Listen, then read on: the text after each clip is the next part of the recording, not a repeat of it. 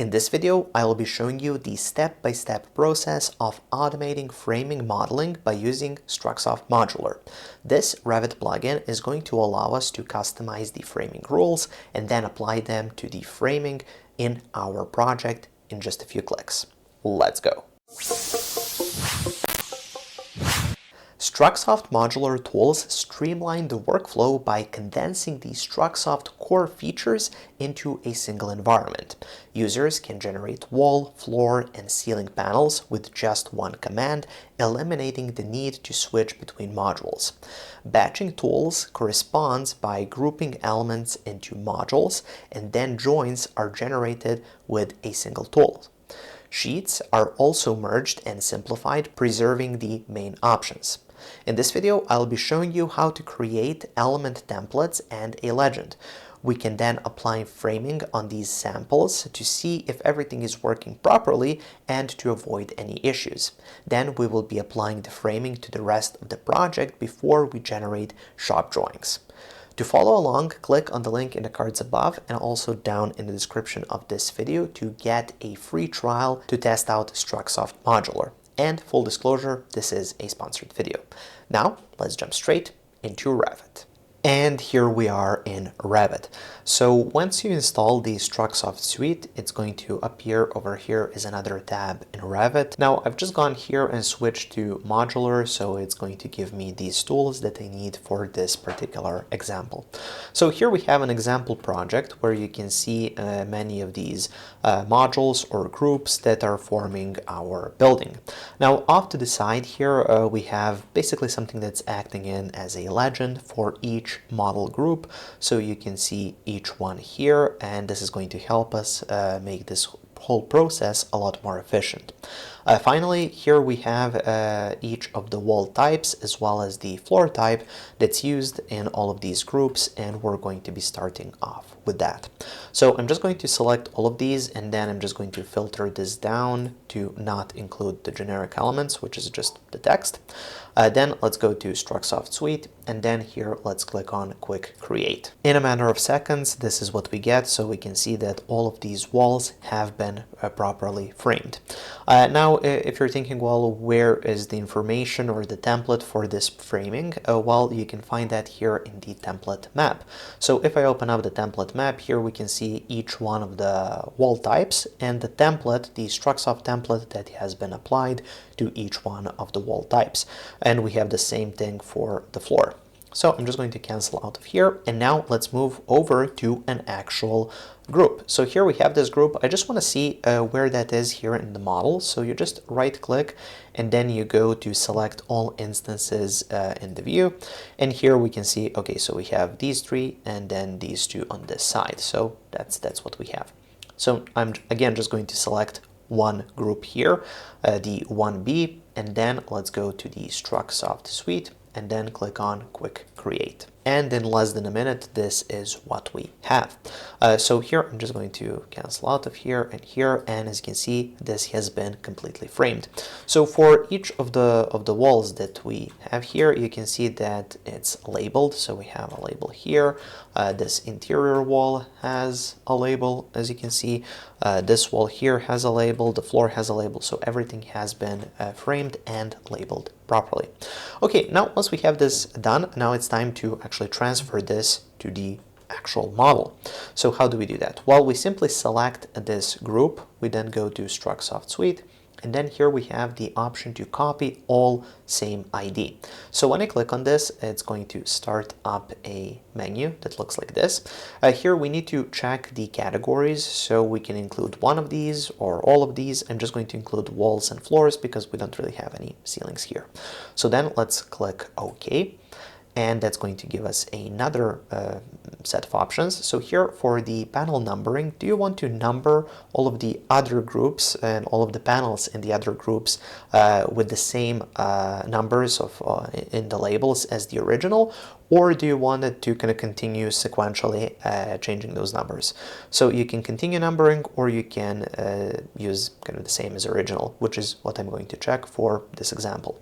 Then we have the parent settings. So Here I can set the source panel as parent panel. This is just going to add a few more parameters that we can use for more control and for scheduling later on.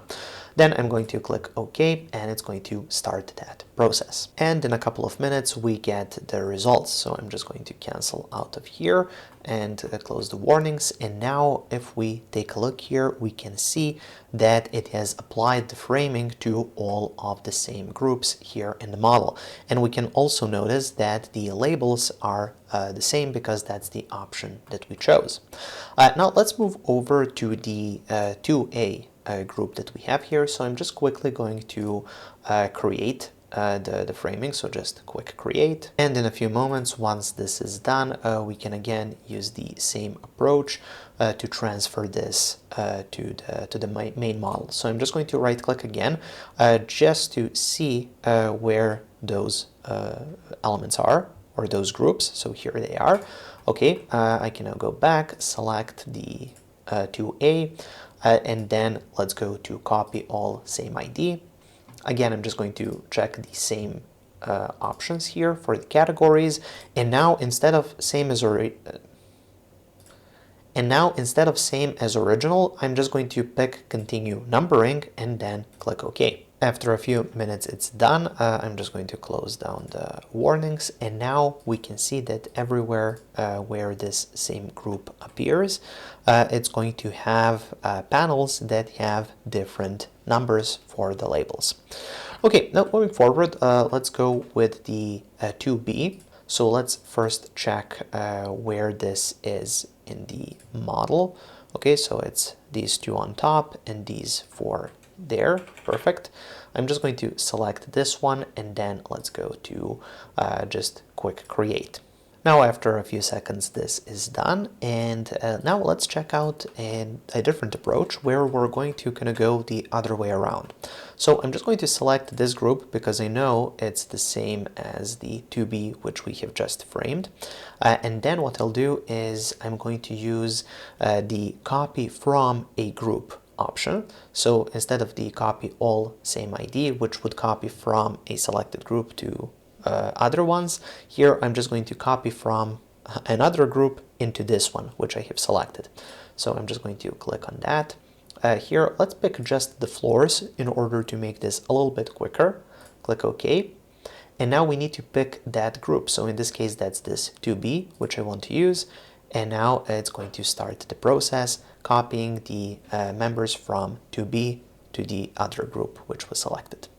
And after a few moments, we can now see that this floor here has been framed, it has been labeled, so everything has been copied from this group here.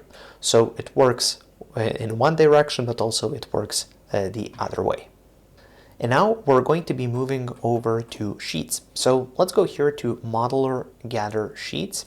And once I select that, we can select the categories. So I'm just going to select both options here, the walls and floors, ceilings, and roofs. Click OK, and that's going to start the Modular Gather Sheets command. Then we're going to get this dialog where we can customize everything for those sheets. So here for the drawing settings, I'm just going to set this walls settings A, and as you can see, it's going to fill out most of the settings. So here we have the view scale, viewport type, title block type, and so on.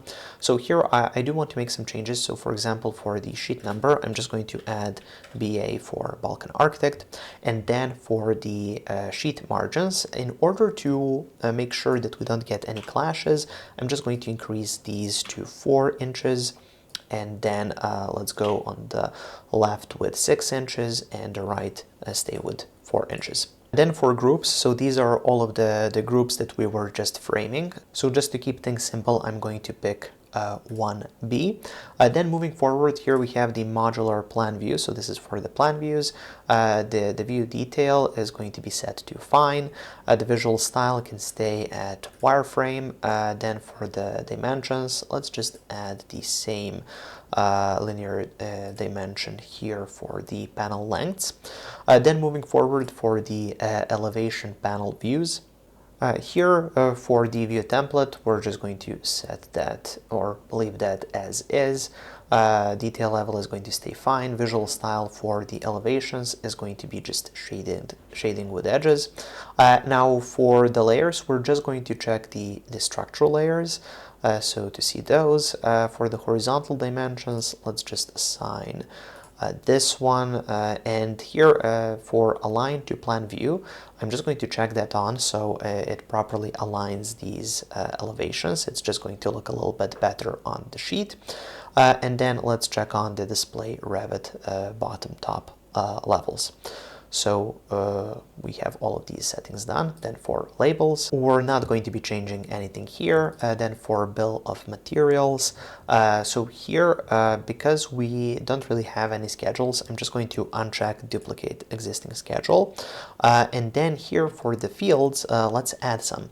So I'm just going to be adding some fields. So here we can see all of the available parameter fields, and let's go with the reported length. I want that one. Then I want to include the weight, so let's find the weight, and also let's include the count. Here it is. Click OK. And that's going to conclude the settings for the walls. So I'm just going to click OK here, and now it's going to start sorting those walls. And now we're going to go through similar settings just for the floors or for the floor sheets. So here for the drawing settings, let's just leave it at none. View scale is this. I'm just going to add the BA here for the sheet numbers. Then for the margins, again, let's increase those so we don't get any clashes. So I'm just going to adjust that. Then moving forward to plan side views. So here for the detail, I'm going to go with fine. Visual style, let's go with shaded with edges for this one. For side views, let's also make those fine. And then for labels, I'm not going to be changing anything. And finally, for the bill of materials, again, we don't really have existing schedules, so I'm just going to leave this checked off. And then let's add some parameters. So I'm just going to go with the BIM SF schedule label here. So that's this one, and I'm also going to add a count parameter as well. Here we go. Click OK.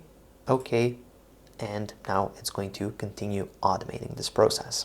And once that's done, here in the project browser, if I scroll down to sheets, you can see that we have all of these sheets created. So let's go through them together. So here we can see one of them. As you can see, this is the kind of the detail level. It's all labeled. It's set up like this, so that's kind of the layout that we have.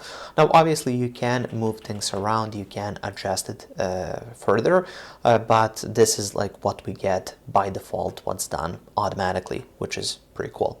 Then here we have the schedule for that.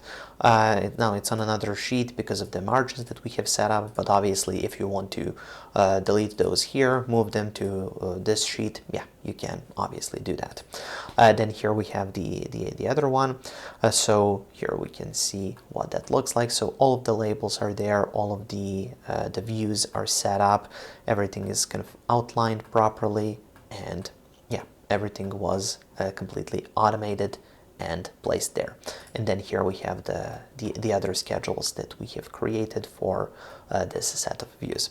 So as you can see, it's a very powerful system of automation, and most importantly, everything is customizable, so you can heavily customize it to fit your project and your workflow.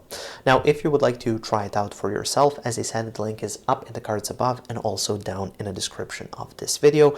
And please tell me in the comment section below, is this something that's interesting to you, and would you like to see perhaps more videos that explore some of the other tools and features that we have inside of the Strucsoft suite?